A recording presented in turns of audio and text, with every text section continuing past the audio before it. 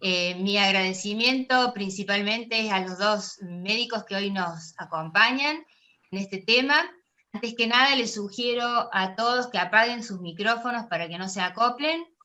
Que después de la charla vayan pensando en las preguntas que tienen, porque pueden ir haciéndolas durante la charla. Florencia, de Colegio Médico, nuestra secretaria estrella, porque está en todo, las va a ir recogiendo y las va a decir al final. En primer lugar, yo los voy a presentar a cada uno, y bueno, el tema de hoy, por supuesto, ya saben que es el manejo de las lesiones infraclínicas de la mama y el rol del imagenólogo y del mastólogo. Nos acompaña, como les dije, la doctora Mariana Linares, que es especialista en diagnóstico por imagen, está a cargo del Departamento de Imágenes Mamarias y de la Mujer, y en Ulton, y tiene un máster en mastología obtenido en España. Y el doctor Gustavo Beraudo, es especialista en tocoginecología y es mastólogo, es socio de Colegio Médico, y bueno, va a empezar él, va a arrancar él con las charlas. Así que después a todos los esperamos con las preguntas. Adelante, Doc, cuando quieras. Bueno, muchas gracias, Marta, por la presentación, por la invitación. Vamos a tratar de hacer un poquito, de resumir un poco todo este tema de las lesiones infraclínicas. Así que, bueno, ahí comparto pantalla y arrancamos.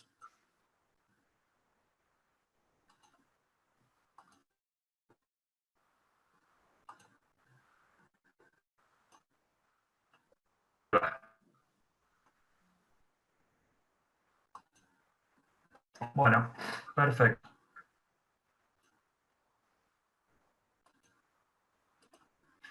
Bueno, por definición, las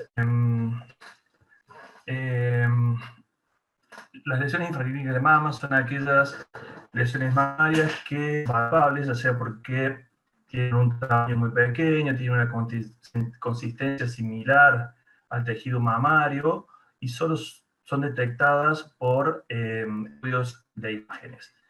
Esto es importante y es crucial el manejo de este tipo de lesiones, ya que son importantes hallar las mismas para tener una detección precoz y incentivar el control y el screening mamario.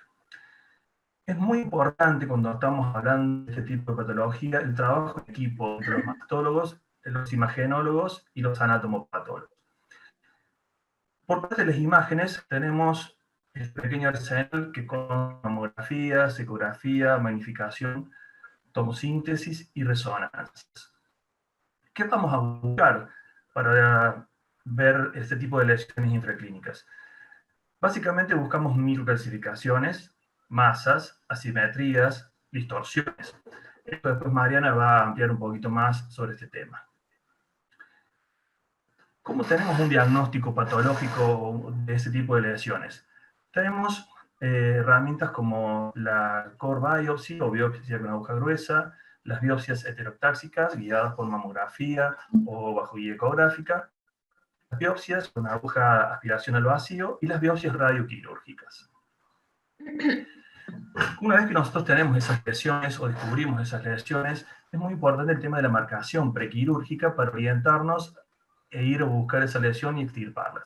¿Cómo vamos a hacer esas marcaciones prequirúrgicas? Clips con arpones, con carbón o distintos colorantes, por ejemplo el azul de metileno. Podemos usar radioisótopos en técnicas como el SNOR y el SROL. Tenemos ahora algo nuevo que son marcaciones con pastillas magnéticas o semillas magnéticas, o puede haber marcaciones combinadas, combinar clips con arpones, clips con carbón, etc. ¿Qué tipo de lesiones estamos hablando? ¿De qué tipo de lesiones estamos hablando? Podemos clasificarlas en lesiones no proliferativas, como los quistes, las adenosis, las hiperplasias ductales leves.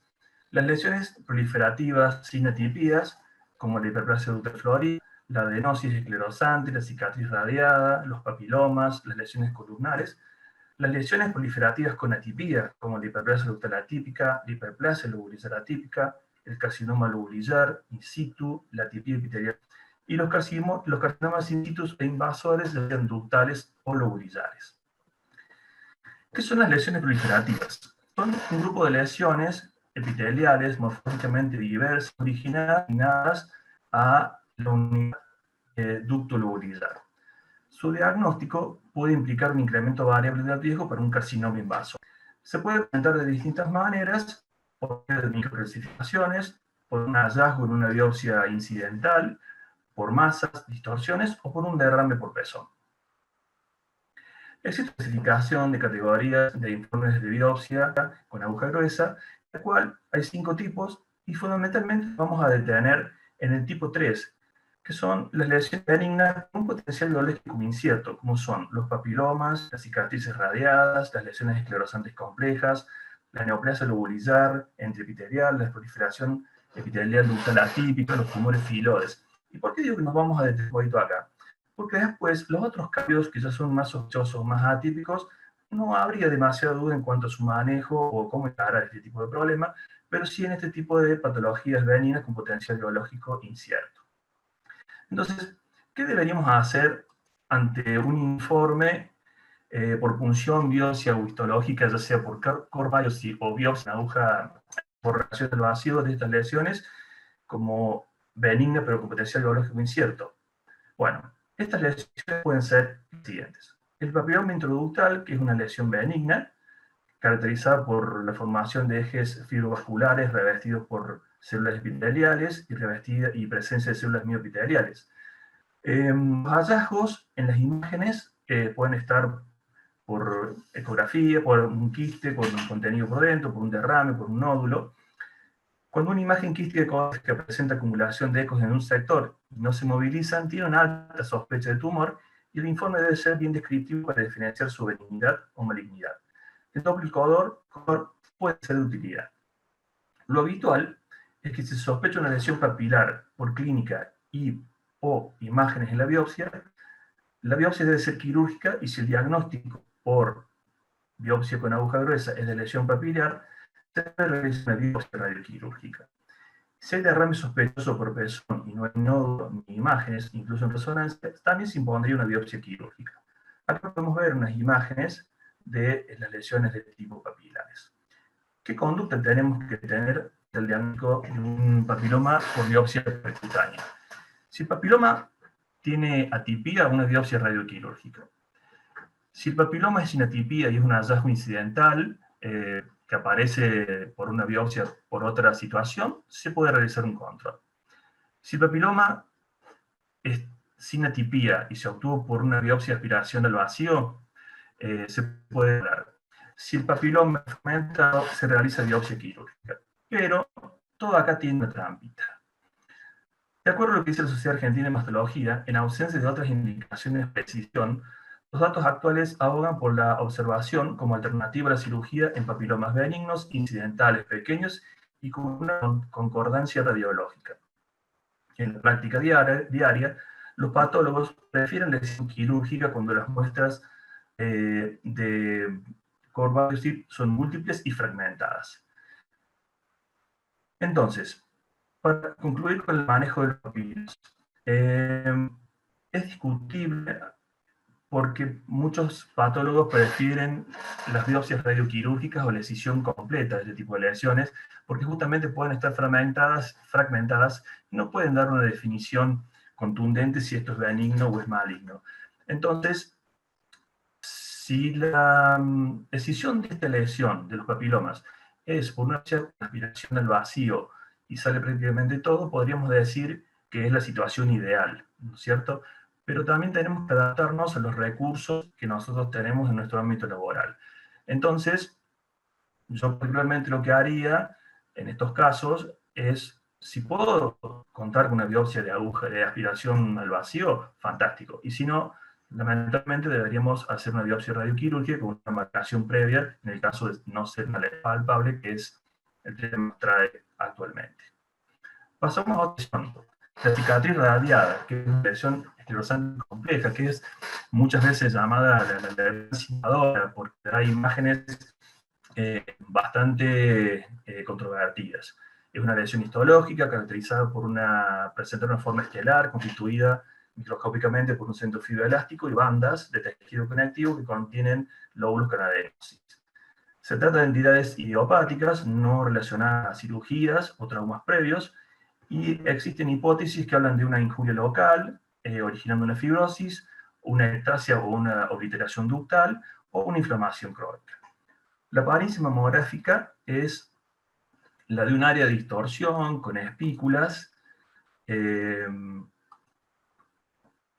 irradiadas desde la parte central. El centro de la lesión puede contener zonas radiolúcidas que representan la grasa atrapada por el proceso. En más de la mitad de los casos presentan microcalcificaciones redondeadas. Deben distinguirse dos situaciones en esto. La primera, que es detectada mamográficamente y suele estar asociada a hiperplasia ductal atípica, carcinoma ductal in situ, y se confirma por core biopsy o biopsia de aspiración al vacío, y la detectada por una biopsia con aguja gruesa o la biopsia al vacío por hallazgos mamográficos anormales. Aquí vemos algunas imágenes de las cicatrices radiadas, y como explicábamos recién, es una gran simuladora, porque si uno ve estas imágenes, la verdad es que se asustan bastante. ¿Cómo es el manejo? Al momento actual no hay un consenso para el manejo de las cicatrices radiadas identificadas por biopsia con aguja gruesa o aspiración al vacío. Las cicatrices radiadas incidentales, que son encontradas por otras situaciones o diagnosticadas por biopsia por vacío, menores o iguales a 5 milímetros, pueden no requerir escisión. Las que son mayores y aquellas asociadas a atipías deben ser extirpadas por biopsia radioquirúrgica. En esto vemos que la estrella del momento está siendo la biopsia aspiración al vacío, porque realmente da una buena cantidad de material y realmente puede ser que saquen todo, y la verdad que está siendo muy útil. La hiperplasia lobular atípica es un hallazgo casual en las biopsias quirúrgicas y requiere solo control sin pretender obtener márgenes libres. Usualmente es un hallazgo y rara vez se relaciona con microcalcificaciones. Si el diagnóstico es por una core biopsy incidental, una correcta correlación radiológica y patológica, y no hay historia de carcinoma previo, se le puede ofrecer solo seguimiento, ya que la subestimación de carcinoma es menor o igual al 2%. Carcinoma lobular in situ. No forma de nódulo, no tiene margen, y no tiene ni imagen mamográfica definida, y usualmente es un hallazgo incidental y fortuito en una muestra de tejido mamario removido por otra razón. Actualmente, el CLIS, o el carcinoma lobular in situ, se considera un indicador de riesgo aumentado de desarrollar un cáncer de mama y no una obligada lesión precursora. Hay dos tipos de carcinoma lobular in situ. El clásico, que no tiene manifestaciones clínicas y es, como decíamos, un hallazgo incidental, y está el carcinoma lobular in situ pleomórfico, que tiene un alto pleomorfismo nuclear, que simula el carcinoma ductal in situ de alto grado, y entre otras características, y puede presentarse con microcalcificaciones mamográficas. La conducta, ¿qué manejo hacemos de esto? ¿Qué es lo habitual? Si el diagnóstico fue por una biopsia con aguja gruesa, debe hacerse una biopsia radioquirúrgica para descartar carcinoma invasor. El tratamiento debe ser la escisión de la lesión y el seguimiento sin pretender el margen libre, excepto en una variedad pleomórfica en la que se recomienda la rescisión si el margen está comprometido y tratarlo como un carcinoma ductal in situ. Bien, ¿qué es lo nuevo en el manejo de carcinoma lobular in situ? Si el diagnóstico fue por biopsia con una buena cantidad de tejido y hay una buena concordancia histológica, radiológica, y no hay antecedentes de carcinomas previos, un seguimiento estricto sin cirugía puede ser suficiente. Para algunos autores, el diagnóstico de hiperplasia lobular atípica, carcinoma lobular in situ, en core biopsy o aspiración al vacío, solo requiere una biopsia radioquirúrgica si se asocia a una hiperplasia ductal atípica, a un carcinoma ductal in situ, a una cicatriz radiada, si hay discordancia entre la biopsia, la clínica y la radiología, si hay una lesión radiológica de masa o distorsión arquitectural asociada, y si es difícil el diagnóstico diferencial con el carcinoma ductal in situ. Para concluir con el carcinoma lobular in situ, el CLIS clásico es una entidad benigna y fue removido de la estratificación TNM de la 8ª edición. Y un panel de expertos debatió si incluir la variante pleomórfica en la categoría P tumor in situ pero hay datos insuficientes con respecto a resultados y el criterio de reproducibilidad diagnóstica de esta variedad. La hiperplasia ductal atípica es una lesión que posee algunos, pero no todos los criterios histológicos de un carcinoma ductal in situ de bajo grado, lo que causa dificultades diagnósticas entre los patólogos. El diagnóstico de hiperplasia ductal atípica en punciones biopsias generalmente se asocia con alteraciones mamográficas, especialmente microcalcificaciones, y rara vez con nódulo o derrame por presión. ¿Cómo la manejamos? Si el diagnóstico se realiza por una core biopsy o una aspiración al vacío, está indicada la biopsia excisional para la evaluación y la categorización final de la lesión. ¿Por qué? Porque la subestimación llega hasta el 40%. Actualmente se recomienda la excisión para todas las hiperplasias ductales atípicas diagnosticadas por punciones biópsicas. La atipia epitelial plana.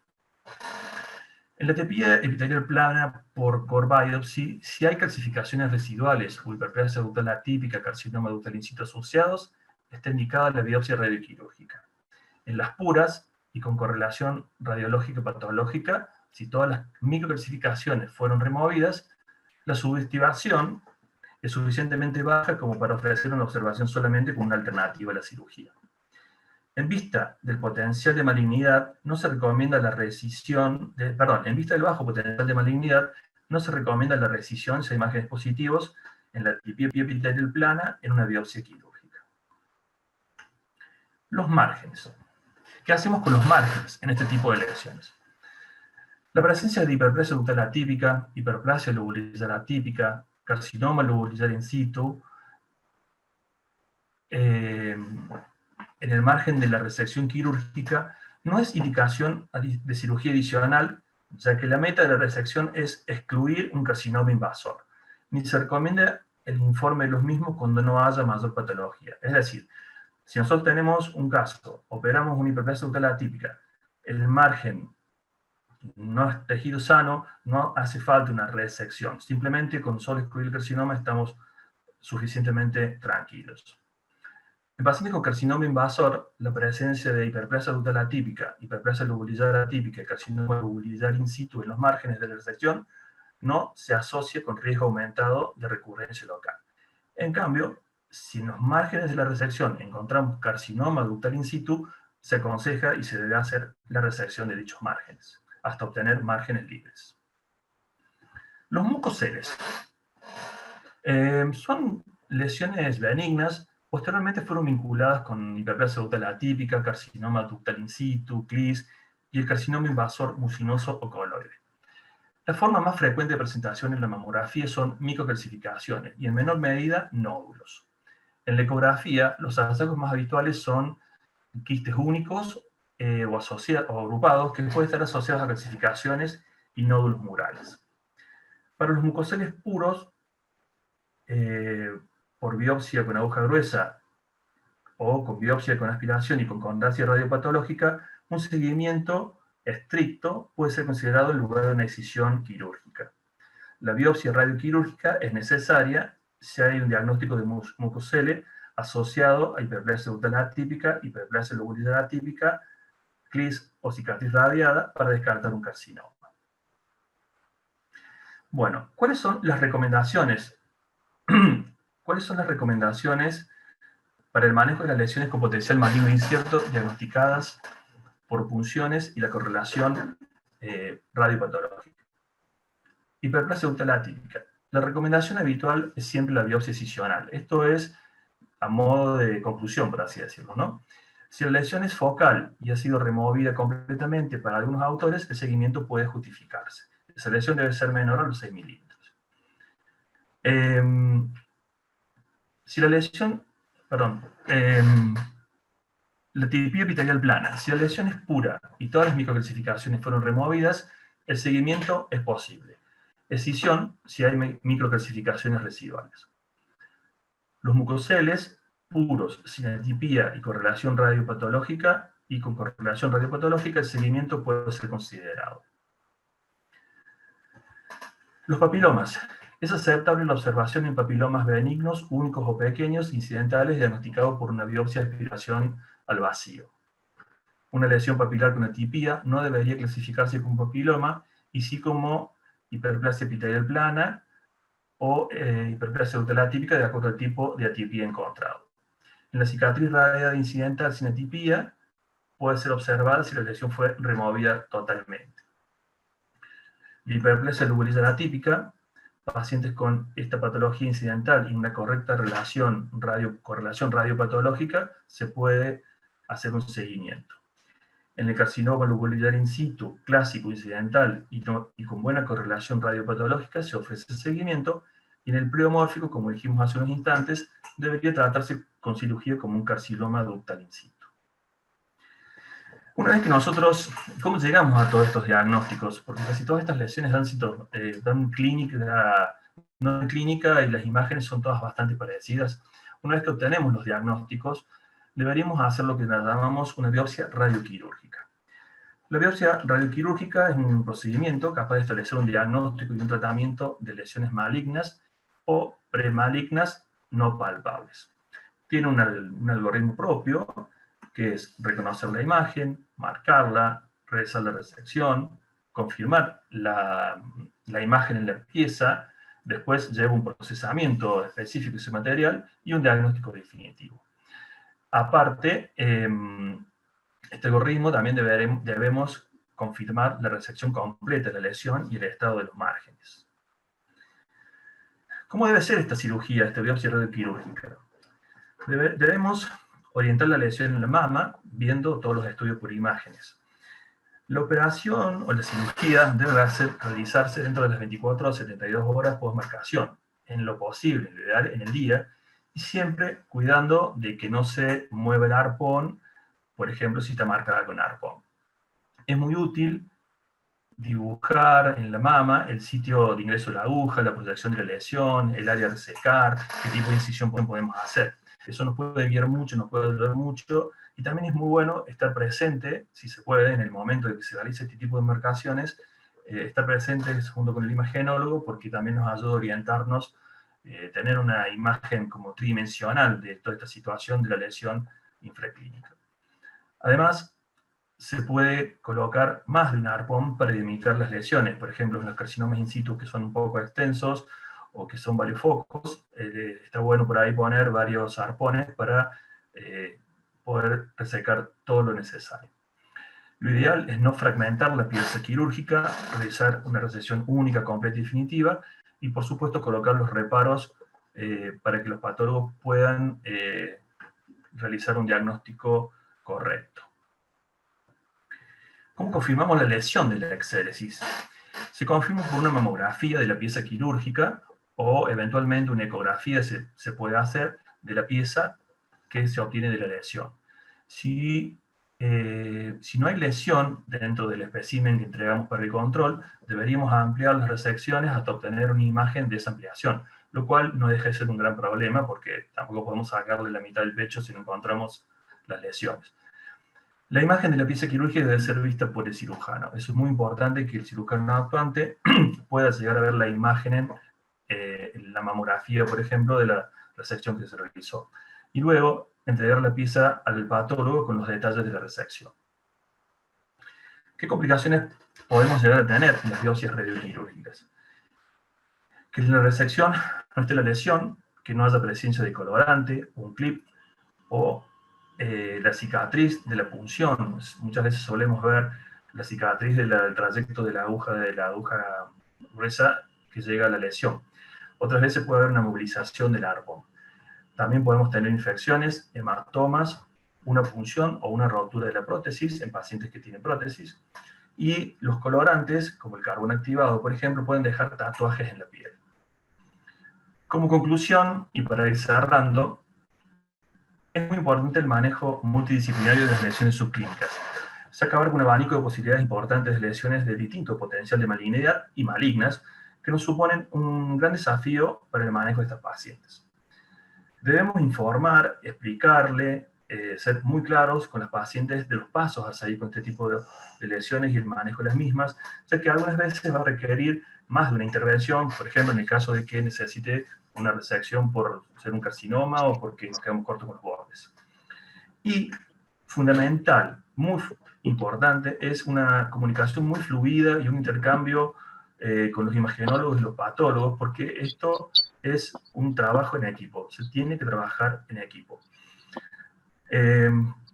Para despedirme, estos son los lugares de nuestro trabajo, quiero agradecer por la confianza, espero haber sido claro, y para cualquier duda tenemos después el chat para las preguntas, para todo, así que a disposición. Buenas noches.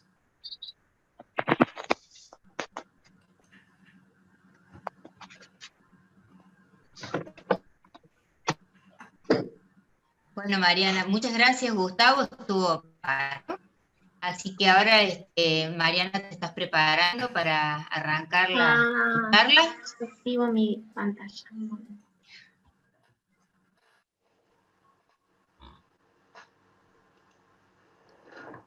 ¿La pueden ver? ¿Bien? Todavía no, espera.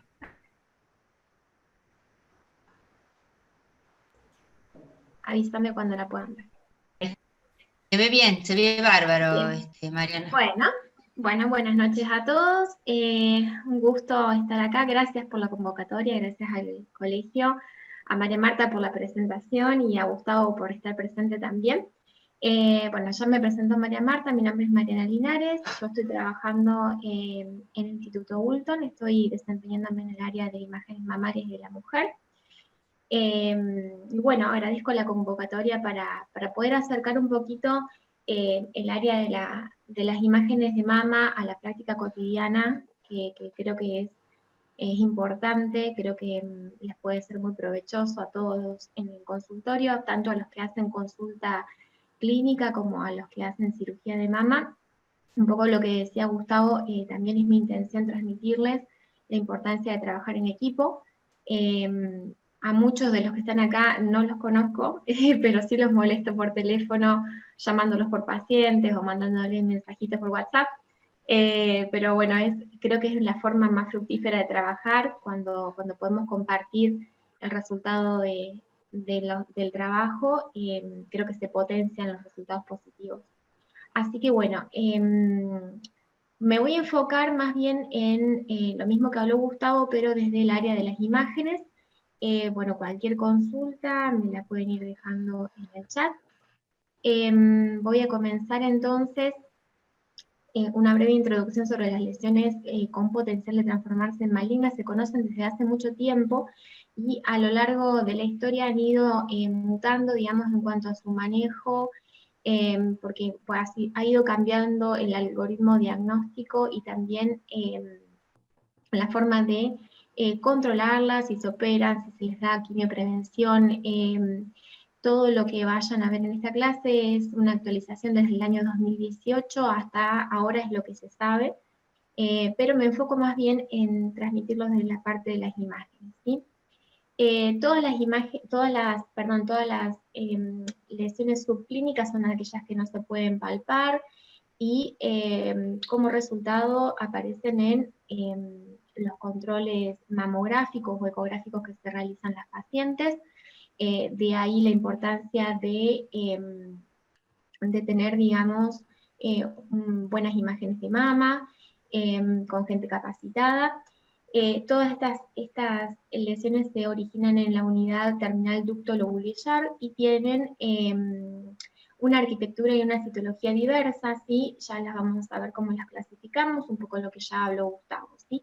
Y están asociadas también al aumento del riesgo del desarrollo de un úlcera de mama en diferente magnitud, también vamos a hablar un poquito de eso. Vamos a comenzar a hablar de las lesiones sin atipía, ¿sí? Encontramos dentro del grupo de aquellas lesiones proliferativas sin atipías a los papilomas, la adenosis esclerosante, la hiperplasia ductal tipo usual sin atipía, cicatriz radiada, ¿sí?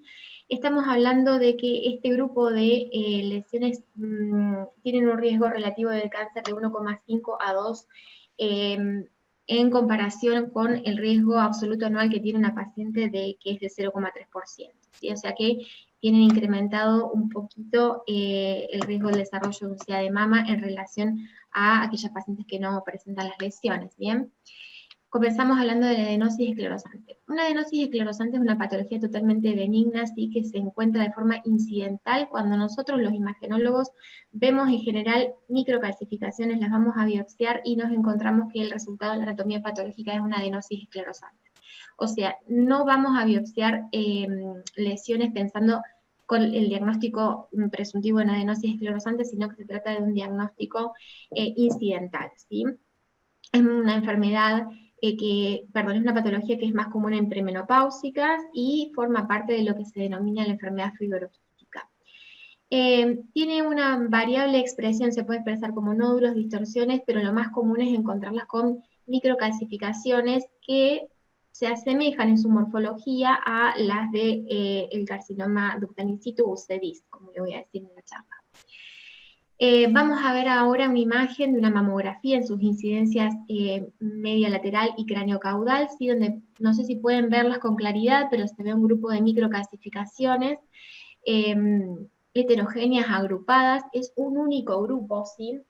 Me voy a detener un poco en este detalle porque si tenemos en una mamografía varios grupos de microcalcificaciones, quizás le restemos un poco de importancia, pero se trata de un solo grupo y tienen este aspecto que están agrupadas, son heterogéneas, y en las dos incidencias resultan sospechosas por su morfología y distribución, las vamos a mandar a biopsiar, ¿sí? En este caso se trató de una adenosis esclerosante, pero veremos en el posterior en las imágenes que tienen similar aspecto a las que pueden tener un carcinoma ductal in situ, ¿sí? Así que la única forma de hacer un diagnóstico diferencial es haciendo una biopsia estereotáxica, ¿sí? O sea, una biopsia guiada por mamografía.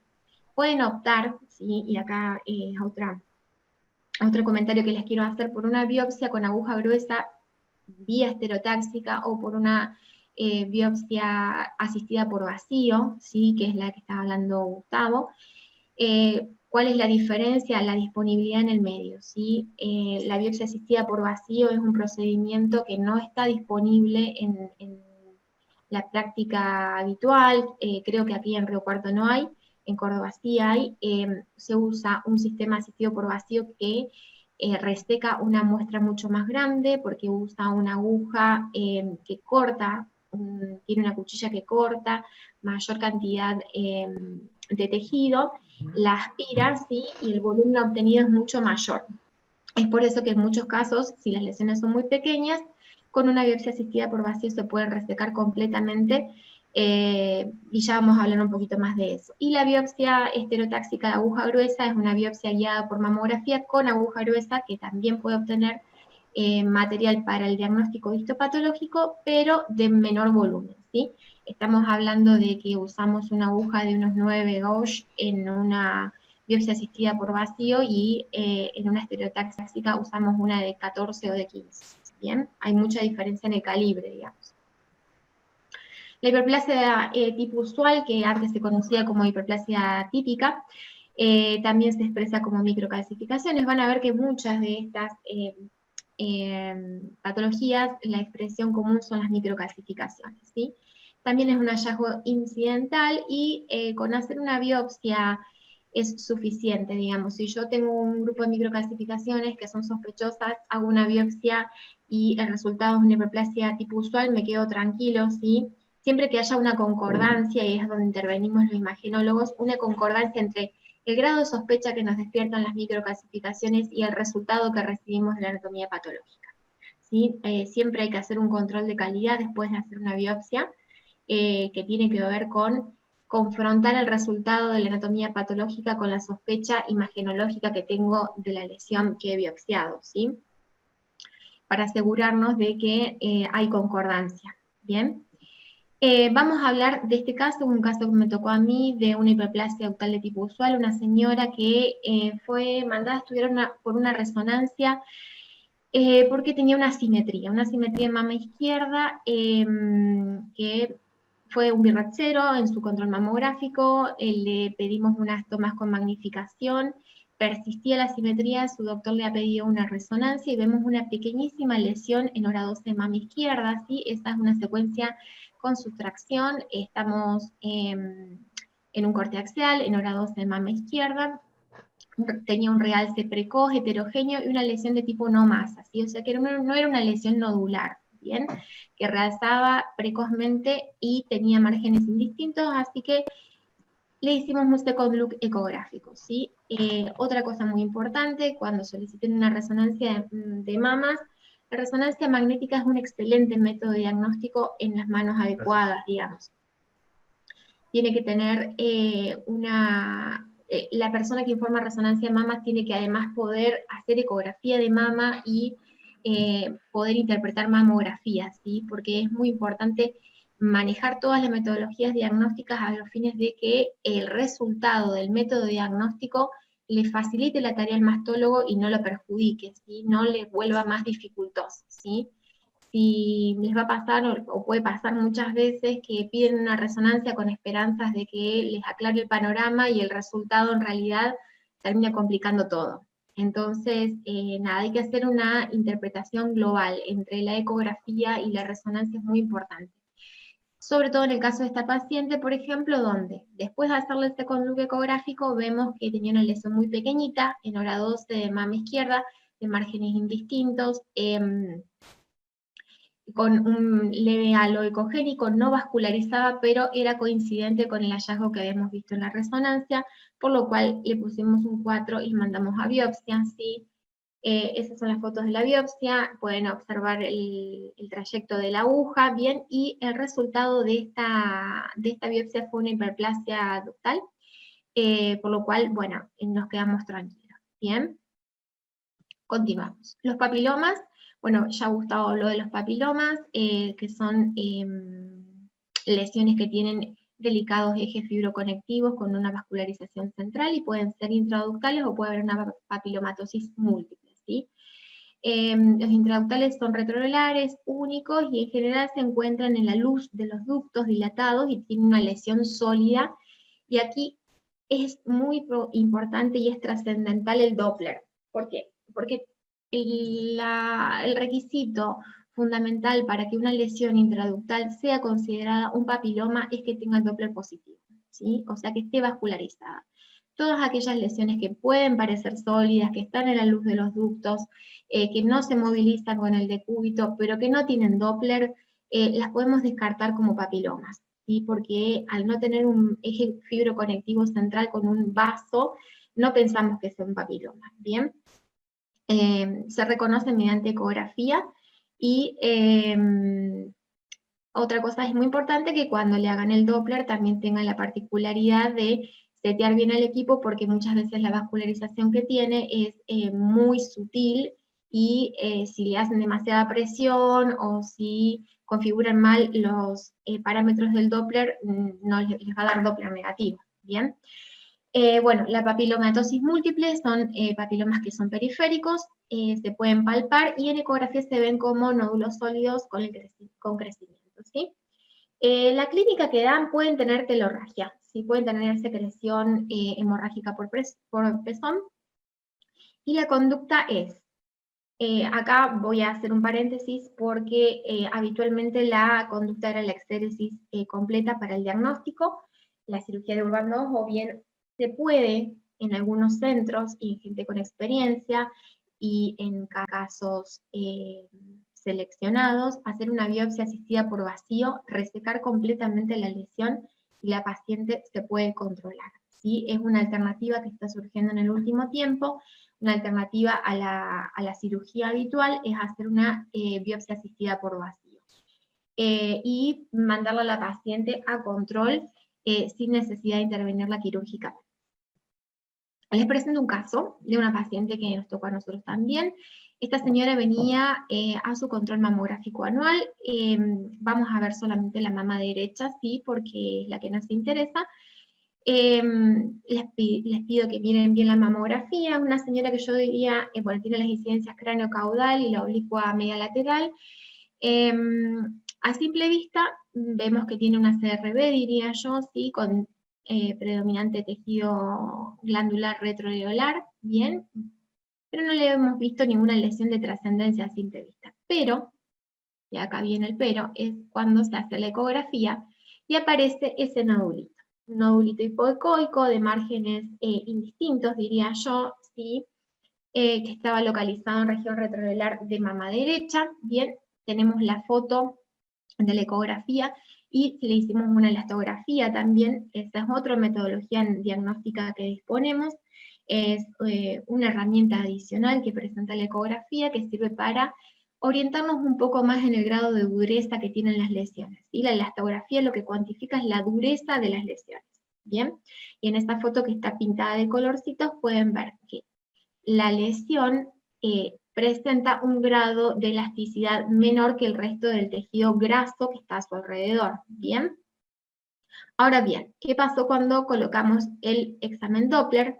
Podemos ver que la lesión tenía vascularización central y periférica al examen Doppler. Con estos hallazgos, la señora se fue con un BIRAD 4, ¿sí? Un BIRAD 4 conjunto, y también voy a hacer acá otra acotación respecto de la valoración conjunta de la mamografía y la ecografía. Creo que tiene muchísimo más rendimiento diagnóstico cuando son informadas en simultáneo, o los operadores que informan la mamografía y la ecografía manejan el léxico BIRADS, o tienen especialización en la parte de mama, ¿sí? Porque podemos obtener mejores resultados si informamos en simultáneo tanto la mamografía como la ecografía. También es muy importante tener presente los estudios previos, porque en este caso yo no tengo la mamografía, no la puse, pero en los estudios anteriores esta señora no tenía ninguna lesión. Bien, entonces, esta lesión fue biopsiada con aguja gruesa, ¿sí? Y el resultado fue un papiloma complejo, ¿sí? Se sugirió su exéresis quirúrgica y está actualmente en plan de remover la lesión para la valoración completa, ¿sí? Hablamos de la cicatriz radiada o la lesión esclerosante compleja ahora. Los imagenólogos le decimos la gran simuladora. ¿Por qué?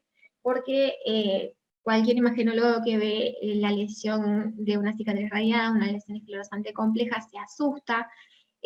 Son lesiones radiodensas, esticuladas, con múltiples líneas que convergen en un centro que es radiolúcido, que esa es la clave para sospechar que se trata de una cicatriz radiada y no de un carcinoma invasor, por ejemplo, ¿sí? No tienen masa central las cicatrices radiadas, a diferencia de los carcinomas. La diferencia entre cicatriz radiada y lesión esclerosante compleja radica solamente en el tamaño, ¿sí? A partir de los 2 centímetros, de los 2 centímetros, la cicatriz radiada pasa a llamarse lesión esclerosante compleja. Lo cual el término puede llegar a ser un poco confuso, porque no está asociada a antecedentes de cirugía previa ni traumas, y de hecho no tiene una etiología establecida. Bien, tiene más que nada una expresión en la mamografía, no tanto en la ecografía, donde en la ecografía podemos no encontrar nada o un nódulo poco definido. Bien, es asintomática y cuando tengamos sospecha de una cicatriz radiada, la conducta es una punción biopsia y eventual biopsia radioquirúrgica, dependiendo también el tamaño de la lesión, ¿bien? Porque en caso de que, y esto es también controvertido, en caso de que se haga una punción biopsia asistida por vacío, la lesión sea pequeña y se elimine, podemos considerar la posibilidad de un control a lo largo del tiempo, ¿bien? Otro casito, y acá les voy a presentar a una nueva herramienta diagnóstica que tenemos disponible ahora, que es la tomosíntesis. Estamos viendo una incidencia craneocaudal de la mama izquierda, ¿sí? A la izquierda de la pantalla una mamografía digital, ¿sí? Una paciente con mama densa, y en los cortes con tomosíntesis vemos la misma incidencia, la misma paciente, pero ya vemos un área de distorsión retroareolar que no se puede apreciar correctamente en la incidencia craneocaudal en virtud de la elevada radiodensidad que tiene, ¿bien? Y vamos a hablar un poquito de la tomosíntesis y sus ventajas, ¿sí? La tomosíntesis usa el mismo fundamento físico que la mamografía digital, ¿sí? Es un estudio que se realiza con radiación, con las posiciones clásicas de la mamografía. La diferencia es el tipo de equipamiento y el software que tiene ese equipamiento, que nos permite cortar la mama como si fuese una tomografía, ¿sí? En un espesor de 1 milímetro, ¿bien?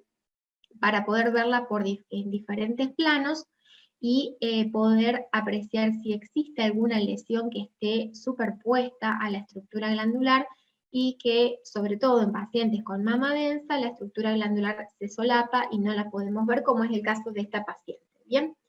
Bueno, esta pacientita fue biopsiada, ¿sí? Primero se hizo una biopsia asistida por vacío. Si ustedes ven, esto es una pieza quirúrgica.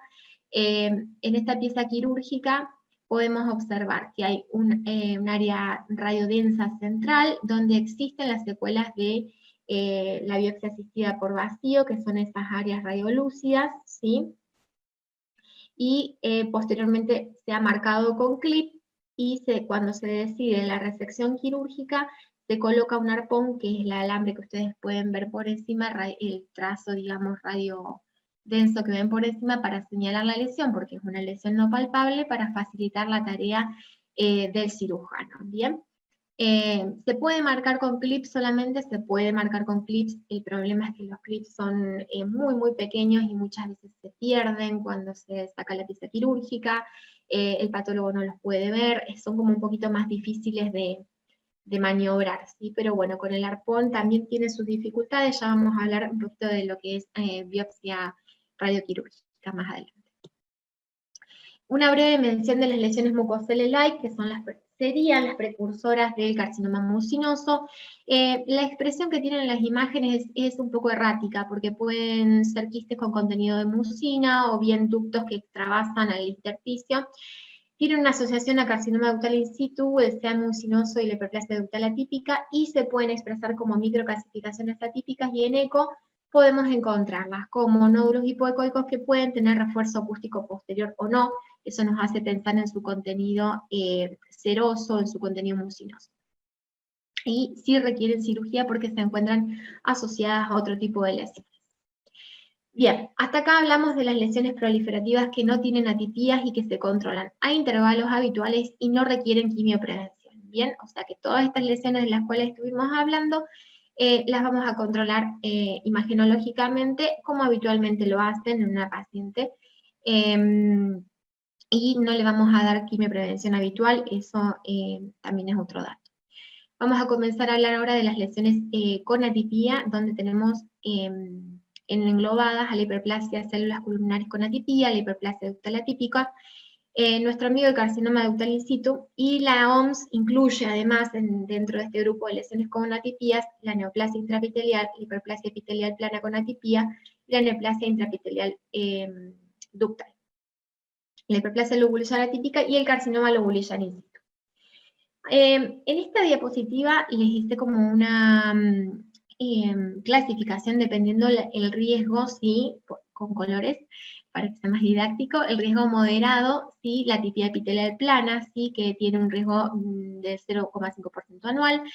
Las lesiones que ya presentan un riesgo más elevado, como por ejemplo la hiperplasia ductal atípica, que tiene un riesgo de 1 o 2% anual, el carcinoma ductal in situ de bajo grado, ¿sí? Y la hiperplasia lobulillar atípica, entran también dentro del grupo de las lesiones con riesgo elevado, pero las que tienen riesgo muy elevado son el carcinoma ductal in situ de grado intermedio, el de alto grado, y el carcinoma lobulillar el carcinoma lobulillar in situ.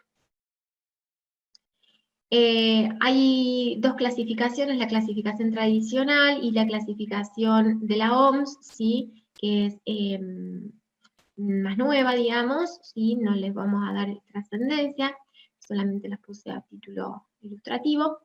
Vamos a hablar de la atipia epitelial plana, ¿sí? Otra que se manifiesta como microcalcificaciones agrupadas heterogéneas. Está en estudio si es precursora del SEA tubular o coexiste con la misma, ¿sí? Por lo cual la conducta indicada es una biopsia radioquirúrgica sin necesidad de corroborar márgenes, con control mamográfico y ecográfico anual y un control clínico semestral.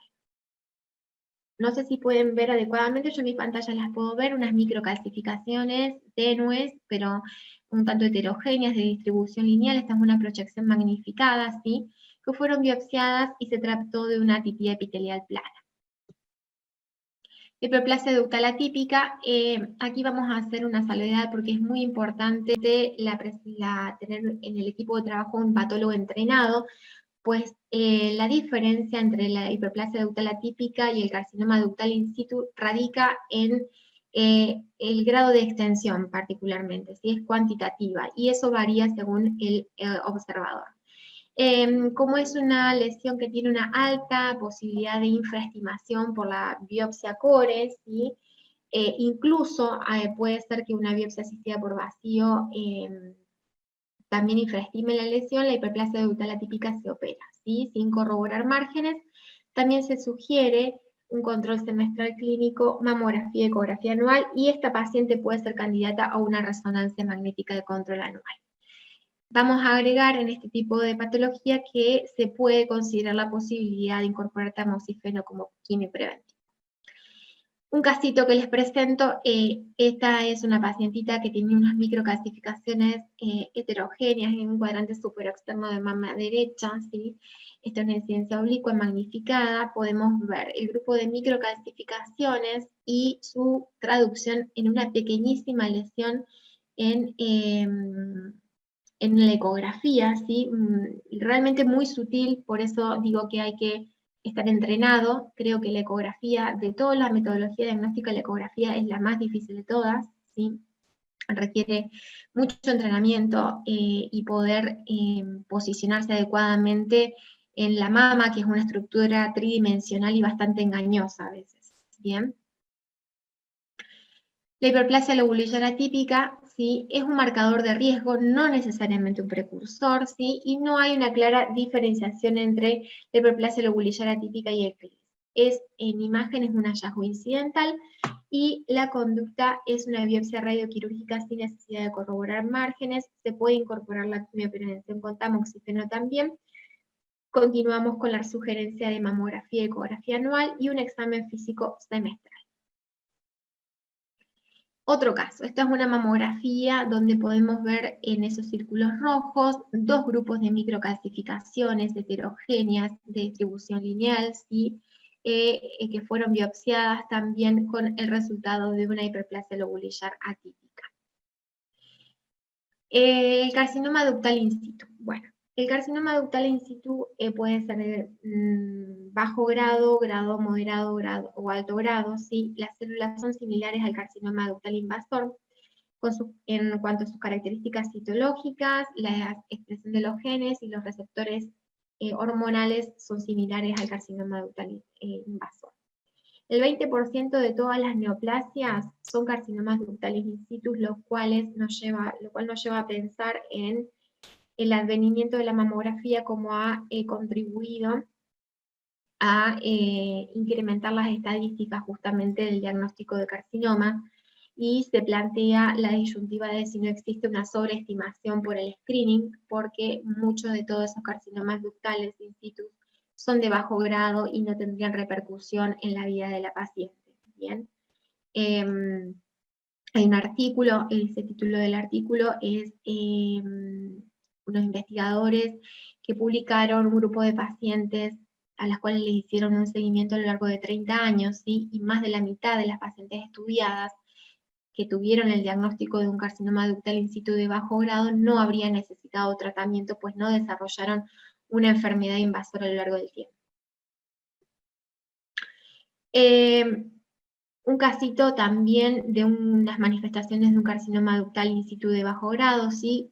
A su izquierda y a su derecha tienen dos mamografías en donde pueden ver grupos de microcalcificaciones, a la izquierda amorfas, ¿sí? Heterogéneas, y gruesas heterogéneas, ¿sí? Dos manifestaciones que puede tener el CEDIS de bajo grado.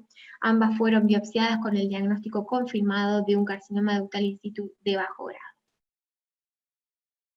La importancia de los estudios previos, porque en este caso, por ejemplo, la paciente tiene el diagnóstico de un carcinoma ductal in situ de grado intermedio, pero sin poder comparar los estudios del año 2018 con los del año 2020, quizás ese grupo de microcalcificaciones tenues, lineales que tiene, que aparecieron este año, habría pasado desapercibido de no tener los estudios previos comparativos, algo que siempre hacemos hincapié los radiólogos y que nos facilita la vida y que les facilita la vida a las pacientes también, es tener los estudios previos comparativos para poder detectar sutilezas que puedan aparecer a lo largo del tiempo y que no hay forma de verlas si no tenemos los estudios previos comparativos, ¿sí?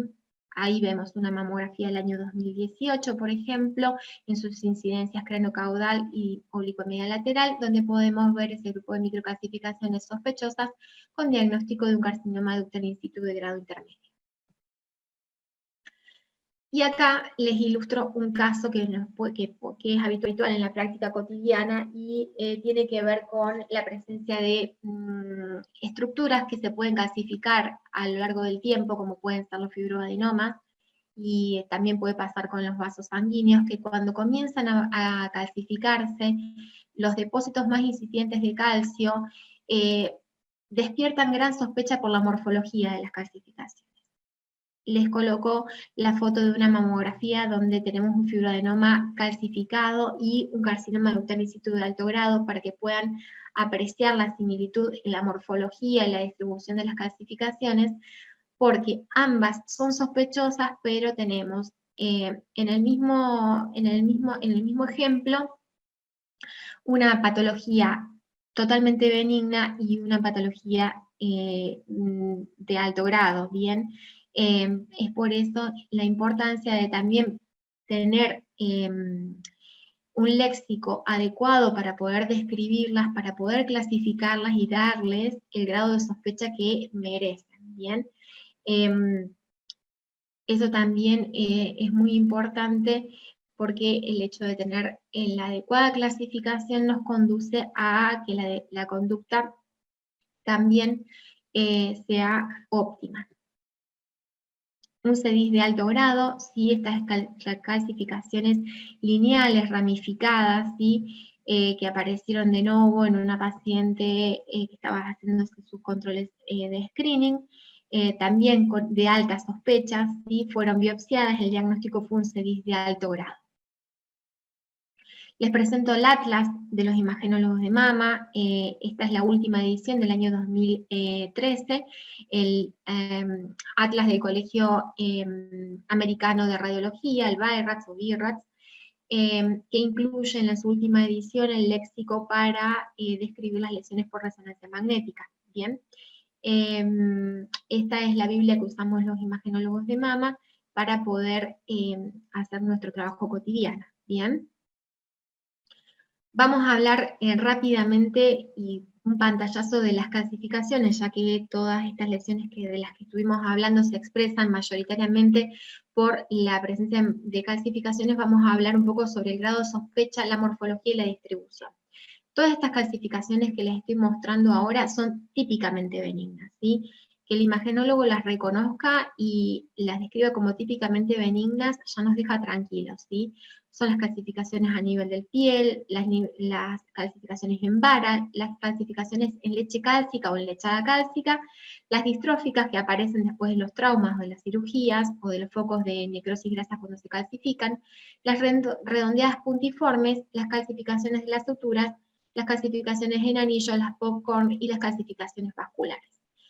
Hay que tener cuidado con muchas de ellas, por ejemplo las vasculares, porque cuando los vasos comienzan a calcificarse de forma incipiente, los depósitos de calcio adoptan una distribución lineal que nos puede conducir erradamente a una alta sospecha, y cuando se biopsia en realidad se trata de vasos sanguíneos que están siendo calcificados. ¿Qué es importante también de las calcificaciones? Apreciar su distribución, ¿sí? No todas las distribuciones tienen el mismo grado de sospecha, y aquí en este esquema, que está muy didáctico, pueden ver el valor predictivo positivo de cada una de las lesiones. Si yo describo un grupo de microcalcificaciones heterogéneas agrupadas de distribución segmentaria, estamos hablando que le estoy dando a esa paciente un altísimo grado de sospecha con un valor predictivo positivo de 62%, diferente que si digo que tienen una distribución regional que tiene un valor predictivo positivo del 26%, o que son difusas, en cuyo caso son totalmente benignas. Siempre que exista una descripción en un informe de una mamografía de microcalcificaciones, tiene que estar descrita la distribución, así como también la morfología, porque ambas son importantes para determinar el grado de sospecha, ¿sí? Y recordar también que en caso de aquellas microcalcificaciones sobre las cuales sugerimos control en 6 meses, siempre hay que controlarlas mediante incidencias magnificadas y no mediante mamografía convencional. Pasamos al otro grupo de sospecha, es que estas sí son calcificaciones de alta sospecha, ¿sí? Y en este recuadro existe su clasificación junto con el valor predictivo que tienen, ¿bien? Hablamos de las calcificaciones amorfas, las gruesas heterogéneas, finas pleomórficas y las finas lineales o finas lineales en branching o ramificadas que se conocen. Recién les hablaba de las calcificaciones vasculares que pueden simular las finas lineales o finas lineales en branching. Fíjense la diferencia entre pensar en algo que tiene un 70% de valor predictivo positivo y es un BIRAT 4C, y en calcificaciones vasculares que son totalmente benignas, ¿sí? Al lado del valor predictivo positivo pueden ver la sugerencia de categorización según la BIRATS, ¿sí? Las clasificamos a las microcalcificaciones en BIRAT 4B y C, ¿sí? No se clasifican en BIRAT 4A, ¿bien? Un cuadrito como para resumir respecto de qué categoría BIRAT le corresponde a cada una de las morfologías descritas, ¿sí? Del BIRAT 2 al BIRAT 5.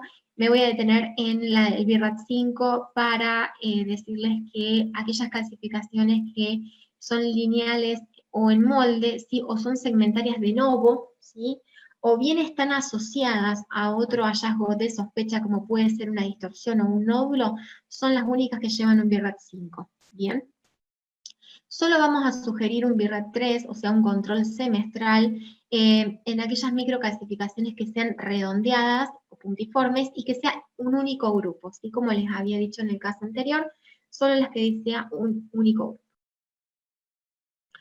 Bueno, un poquito como para ir cerrando y no extenderme de más, ¿cuál es nuestro rol en el estudio de una paciente en la patología mamaria? Nuestro trabajo es valorar las lesiones, ¿sí? Buscar las lesiones adicionales y en caso de que sea necesario también podemos buscar secundarismo. Es muy importante la formación en imágenes mamarias, que quien se dedique a imágenes mamarias pueda manejar todas las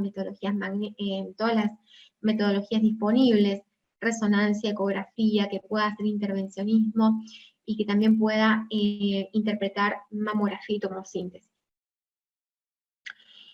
Para las biopsias radioquirúrgicas, bueno, son aquellas que se realizan sobre lesiones no palpables, previa marcación por el imagenólogo. Las marcaciones prequirúrgicas se pueden hacer con carbón, con arpón, con clip o con la técnica Rolls-Knoll, ¿sí?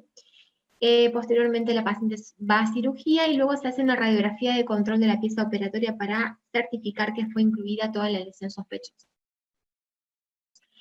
Les voy a hablar un poquito de las técnicas de marcación prequirúrgicas disponibles en nuestro medio. Podemos hacer marcaciones prequirúrgicas mediante guía estereotáxica, mediante guía ecográfica o bajo tomosíntesis, ¿sí? Siempre vamos a elegir los imagenólogos la metodología, primero en la que la lesión sea visible y segundo la metodología que sea más cómoda, ¿sí? Para los medios de marcación, como ya habíamos hablado, podemos marcar con arpón, carbón, con clip y con radioisótopos. En el medio en el que nos encontramos tenemos disponible marcación con arpón, con carbón y con clip. Este, por ejemplo, es un caso de una paciente marcada con un clip. Pueden ver que en la región retroalar, plano profundo, hay una pequeñísima lesión radiodensa de márgenes espiculados, ¿sí? Ahí les hago una imagen más ampliada, que fue biopsiada y marcada con un clip, ¿sí? Correspondiéndose ecográficamente con esa lesión mínima, que fue un carcinoma ductal invasivo. Esto es una imagen de cómo se hace una marcación vía estereotáxica con grilla, ¿sí? Y arpón. Y en este caso podemos ver en plano prepectoral de mama derecha un grupo de microcalcificaciones de alta sospecha que necesita ser removido quirúrgicamente. Como las microcalcificaciones las vemos bajo mamografía, esta marcación fue realizada bajo estereotaxia, digamos. Esta es una marcación que hice yo, a ver, es una pequeñísima lesión de un nódulo espiculado también, ¿sí? En región retroalveolar, muy sutil en la mamografía, que se veía muy bien por ecografía, que fue esto, un carcinoma lobulillar. Les presento, si no la conocen, una biopsia prona, es una mesa de biopsia prona, ¿sí? Donde la paciente se puede hacer sus procedimientos de intervencionismo mamario, se puede biopsiar y se puede marcar acostada boca abajo, lo cual constituye una ventaja, porque el imagenólogo puede trabajar sentado, mucho más cómodo, y puede disponer de un ángulo de 360 grados para trabajar sobre la mama, y la paciente se encuentra acostada, entonces es mucho más confortable los procedimientos mediante la mesa prona de biopsia. Y les presento ahora una biopsia bajo resonancia magnética, ¿sí? De la cual no disponemos en el medio. La paciente se acuesta boca abajo y se le coloca en su lateral una grilla que nos va a indicar hacia dónde tenemos que dirigirnos para poder biopsiar las lesiones de mama, que son vistas solamente mediante resonancia mamaria. Esta es una imagen de una secuencia de sustracción que pueden ver que está marcando la flecha roja la lesión sospechosa. Se ingresa por los laterales, esa es una de las ventajas que tiene la biopsia por resonancia, solamente se pueden usar los laterales, no se puede usar la incidencia craneocaudal. Se ingresa, se hace una biopsia asistida por vacío, ¿sí? Se trabaja con vacío en resonancia, se puede dejar un clip e incluso también posteriormente se puede marcar la lesión. En estos casos estamos hablando de las que se llaman, nosotros las referimos como lesiones only MRI, o sea, solamente se ven por resonancia. Bien, algo importante que también les quería comentar es la posibilidad que tenga la persona que interprete la resonancia de poder hacer una ecografía de second look para posicionarse bien en caso de que sea necesario biopsiar las lesiones o marcarlas. Bueno, y para terminar, una idea que tengo yo, que es que debemos conocer el potencial y las limitaciones de cada herramienta diagnóstica que tenemos disponible, ¿sí? Interpretando los hallazgos mamográficos, ecográficos y de resonancia en contexto de cada paciente. Eso es fundamental, ¿sí? En no ver solamente una lesión en una mama, sino ver todo el contexto de la paciente, ver su clínica, sus antecedentes, para poder darle la adecuada trascendencia. En el medio actualmente tenemos disponible la mayoría de las herramientas diagnósticas que existen hoy por hoy para las lesiones de mama. Tenemos disponible resonancia, ecografía, biopsia guiada por eco, biopsia guiada por estereotaxia, marcaciones y tomosíntesis. Así es que creo que depende del trabajo en conjunto entre los médicos que hacen su consulta diaria, entre los cirujanos y los imagenólogos, para poder obtener los mejores rendimientos diagnósticos y terapéuticos en nuestras pacientes. Así que les presento la sala de mamografía del instituto donde trabajo, ¿sí? Este equipo que hemos incorporado recientemente, ahora también incorporamos tomosíntesis, que era lo que nos faltaba para poder ofrecerle más elementos diagnósticos. Les agradezco a todos por la participación y por la posibilidad de estar aquí, y les dejo mi mail debajo si quieren hacer alguna consulta. Estoy más que agradecida y siempre a la disposición para poder trabajar cuando lo necesiten. Bueno, Mariana, excelente, hermosa la presentación de los dos. Ya a Gustavo lo felicité, ahora me toca felicitarte a vos. Clarísimo, práctico, es fundamental para el ginecólogo en general que aprendamos a diagnosticar las lesiones infraclínicas, porque eso es la base de la prevención, indudablemente, lo fue y lo es y lo seguirá siendo. Más allá de que no sé si hay gente que ha hecho preguntas o no, Flor está a cargo de eso, me gustaría me imagino que muchos de ustedes tienen alguna duda o quiera participar. He visto ahí la doctora Miserendino que los patólogos son la otra pata más que importante, bueno. Y los pobres se tienen que arreglar a veces con muestras que son insuficientes, que no son las adecuadas. lo que dijiste al último, Mariano, sobre los alcances y las limitaciones de las herramientas que poseemos, las tenemos que conocer muy bien. No es lo mismo hacer una punción de la mama con una aguja fina, con una aguja gruesa, en fin, o sea, hay que saber indicar. Y ahí está la doctora. Sí, la doctora, podés habilitar, me parece bárbaro, y creo que tu intervención puede ser muy valiosa. No sé por dónde andas. Hola a todos, ¿cómo están? Buenas noches. Hola Diana, ¿qué tal? ¿Cómo están? Excelente la exposición de ambos, especialmente por la practicidad, han ido al hueso y han hecho una buena correlación de todos los elementos, imagen, clínica y la importancia del patólogo. Como premisa fundamental, y ya lo han dicho ustedes, es el trabajo multidisciplinario, o sea, la comunicación fluida. En general, las biopsias que recibimos son de buenas a muy buenas, diría.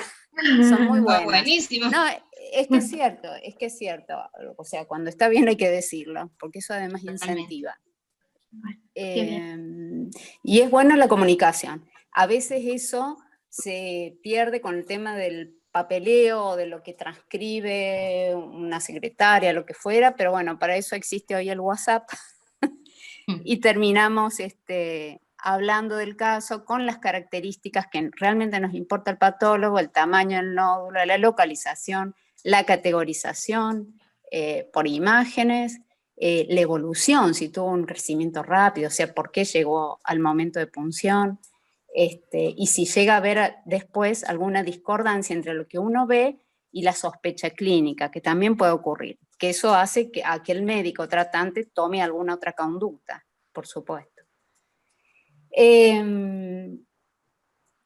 Es importante, con respecto a lo que dijeron en las biopsias radioquirúrgicas, el tema por parte del patólogo de consignar tanto en la congelación como en el informe macro y microscópico la presencia de las marcas de carbón, el hecho de punción, biopsia.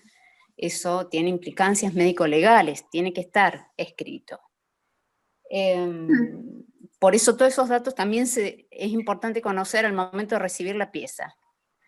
Y eso está bueno cuando existe la comunicación, porque a veces en el pedido médico no está eso escrito, pero bueno, al comunicarse uno ya puede evaluar y nos permite direccionar incluso el muestreo de la pieza.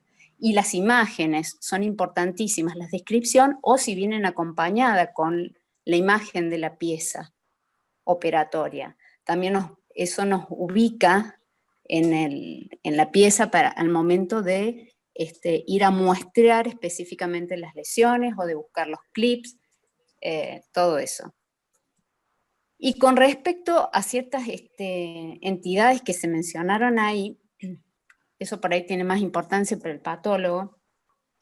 Con respecto a la hiperplasia ductal atípica versus un carcinoma ductal in situ, esa disquisición con respecto al tamaño, que el corte es el volumen de 2 milímetros, es para cuando la lesión, el versus de la hiperplasia ductal atípica, el versus sería un in situ de bajo grado, N1, porque si la histología es de un grado intermedio o de un alto grado, no importa el tamaño, así sea un solo ducto, nos habilita para hacer diagnóstico de carcinoma ductal in situ, N2 o N3. Y la lesión esclerosante compleja versus cicatriz radial, a veces no es solamente la simuladora en imágenes, sino también en la histología. A veces no es sencillo, y especialmente en las punciones biopsias. Y uno tiene que hacer recurso, utilización de inmunohistoquímica. En cuanto a patología, el tamaño de la lesión que se utiliza según la WHO es el centímetro. Mayores de 1 centímetro ya nos favorece el diagnóstico de lesión esclerosante compleja, que bueno, la única utilidad que tiene, o sea, la única disquisición que se puede hacer si hay alguna lesión de tipo hiperplasia ductal atípica que esté asociada a esa lesión. Si no, solamente por el tamaño no. Pero puede ser un dolor de cabeza a la histología en algunas situaciones. Y ahí se utilizaría inmunistoquímica para ver si están preservadas las células mioepiteliales, para ver si es un carcinoma ductal ahí o no. No me acuerdo. No, calponina. Calponina. La ecadherina es para el carcinoma lobulillar in situ. De pronto se me mezclan. Sí, no hay problema. Venga, no hace falta el patólogo, es fundamental el patólogo, no. Sí, la calponina es la célula... Me alegro verla y por eso la invité. Sí, está muy bueno, pero como corolario de todo esto es la comunicación, porque hace que uno pueda discutir y aportar herramientas y su impresión clínica y todo el expertise clínico que tiene el médico que la trata, que aporta datos al momento de evaluar la lesión al microscopio. Y así no estamos tan solos, los patólogos, solo con el microscopio. Y aparte con el objetivo final es el bienestar y la salud de la paciente. El beneficio, claro. El beneficio de la paciente. Por supuesto. A mí me gustaría hacer hincapié en algo que lo hemos charlado con Mariana, que muchas veces estamos llegando un poco tarde. Estamos llegando muy tarde. Debemos agudizar un poquito el tema del screening mamográfico. Sí. Hay recomendaciones de la Sociedad Argentina de Mastología de comenzar con mamografía a los 35 años, una debe ser entre los 35, a partir de los 35, y a partir de los 40, una mamografía anual. Eso se nos tiene que tatuar en la cabeza, que no puede pasar. Estamos como llegando muy tarde. Justamente la idea es encontrar una micro, encontrar una distorsión, encontrar una simetría, en un estadio temprano, un estadio 1, por así decirlo, las tasas de curación son del 90%, entonces tenemos que llegar temprano y estamos llegando tarde. Hagamos screening, pidamos, no importa el medio, no importa el lugar, pero pidamos para que las pacientes se lo hagan. Encima estamos justo ahora en el mes rosa, así que creo que también eso es un poco el mensaje, aprovechar los medios que tenemos, que si bien no son... no tenemos, por ejemplo, la biopsia, la aspiración con aguja, pero tenemos otros medios con lo cual podemos tener buenos resultados. Hay que adaptarlo a lo que tenemos. Perfecto. Bueno, no sé si la doctora Miserandino quiere aprovechar y aportar algo más, o seguimos con alguna pregunta. Por mí está bien. Salvo que quieran hacerme alguna pregunta en especial. Perfecto. Estás muy amable, muchas gracias. Pues ya saben, los que quieren, usen el chat para las preguntas. Yo, Mariana, a mí te me perdiste de la pantalla, pero estás por ahí, sí, me imagino. Estoy acá. ¿Qué Mariana? Te quería preguntar respecto de la tomosíntesis. ¿Vos pensás que la tomosíntesis en algún momento va a reemplazar definitivamente la mamografía? ¿Vos pensás que tiene alguna indicación muy precisa al momento? ¿La podemos, de hecho la pedimos, pero pensás que en algún momento la va a reemplazar? ¿Pensás que tiene alguna utilidad? Sí, sin lugar a dudas la tomosíntesis es el futuro del screening. En Europa prácticamente no se utiliza ya la mamografía 2D. Yo me formé en un centro que tenía 10 mamógrafos, y eran todos con tomosíntesis, no se utiliza más la mamografía 2D, en relación a que se trata de un procedimiento diagnóstico que significa para la paciente la misma cantidad de radiación que una mamografía 2D con un rendimiento diagnóstico superior, porque tenemos la posibilidad de disecar, por así decirlo, la mama en planos y ver lesiones muy pequeñas, muy sutiles, microcalcificaciones que aparecen ocultas. Entonces, sin dudas que es el método diagnóstico que va a reemplazar a la mamografía convencional, la mamografía 2D. En nuestro medio se está incorporando paulatinamente, sobre todo, bueno, siempre tenemos el inconveniente de pronto de las coberturas, las oficiales, las mutuales y del costo de los estudios, pero creo que como toda metodología diagnóstica reciente, con el paso del tiempo la vamos a ir adoptando ya como algo más habitual. La recomiendo, me parece absolutamente rentable en cuestiones diagnósticas. Y no, como desventajas, quizás te puedo mencionar que tiene una peor caracterización de las microcalcificaciones que una mamografía común, pero existen herramientas para poder salvar esa cuestión también, así que sí, está ampliamente recomendada. Perfecto. Y al margen, ¿no? Puede ser que uno solicite la tomosíntesis, solicite la tomosíntesis y pueda que el paciente pueda pagar una diferencia como para, o sea, o pedir una mamografía y que pueda pagar una diferencia para acceder a la tomosíntesis. ¿Cómo lo están manejando? Creo que es algo que se puede incorporar. Nosotros hemos comenzado hace muy poquito tiempo a hacer tomosíntesis. Todavía no está usado de forma masiva, digamos, forma disponible, porque, bueno, sobre todo no existen solicitudes del estudio, ¿no? Creo que también hace un poco más de difusión y ver también que les sea útiles y que se sientan cómodos, porque cuando los médicos reciban el estudio en su consultorio, quiero que los puedan ver bien, que las puedan interpretar también, que sea una herramienta diagnóstica que les dé confianza, ¿sí? Para que la puedan incorporar. Sobre todo veo en aquellas mamas hiperdensas, ¿no? Que para ustedes debe ser bastante más fácil, por decirlo de alguna manera, al tener ese corte milimétrico, por ahí detectar alguna lesión que puede pasar más desapercibida, ¿no? No, sin lugar a dudas, la mama densa es la que se lleva la mayor ventaja de la tomosíntesis, porque hay mamas con ACRC o ACRD que realmente es imposible poder detectar alguna lesión hasta que no se transforma en una lesión invasora. Incluso por ecografía, las que son lesiones que se expresan con microcalcificaciones o distorsiones, pasan desapercibidas por la densidad mamaria. Entonces, se ven muy beneficiadas las pacientes que tienen mama densa particularmente. Bueno, bárbaro. Gracias, Mariana. No sé, Gustavo, no sé si hay preguntas, no se animan, no sé qué pasa. El público no hay preguntas, están tímidos. Son medio, sí, dale, que aprovechen. Están cenando. Sí.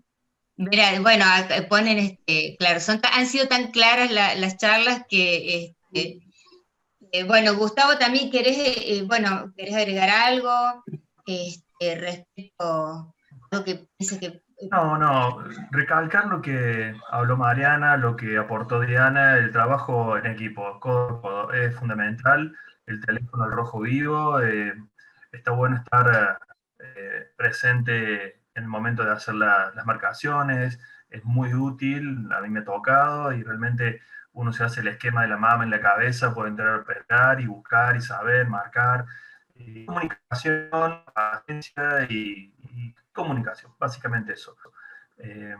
Y adaptar, como decía recién, equipo, tal cual, sí, es así. No te va a creer que es fácil. No, pero se puede. Nos cuesta por ahí.